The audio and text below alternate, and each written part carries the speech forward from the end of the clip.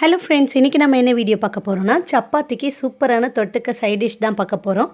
உருளைக்கிழங்கு பட்டாணியை வச்சு ஒரு அருமையான ஒரு கிரேவி எப்படி செய்யறதுன்னு பார்க்கலாமா? குக்கரில் கொஞ்சமாக எண்ணெய் ஆட் பண்ணிக்கோங்க. எண்ணெய் காஞ்சதுக்கப்புறமா சோம்பு, வெங்காயம், பச்சை மிளகாய், இஞ்சி பூண்டு பேஸ்ட்டு சேர்த்துட்டு நல்லா வதக்கி விட்டுருங்க. கூடவே கட் பண்ணி வச்சுருக்கிற தக்காளி, தேவையான அளவு கல்லுப்பு சேர்த்துட்டு நல்லா வதக்கி விட்டுடலாம். இப்போ ஏற்கனவே தோல் உரித்து கட் பண்ணி வச்சுருக்கிற 2 பெரிய உருளைக்கிழங்கு, பச்சை பட்டாணியும் சேர்த்துட்டு நல்லா வதக்கி விட்டுடுங்க. இப்போ மசாலா ஆட் பண்ணிக்கலாம்.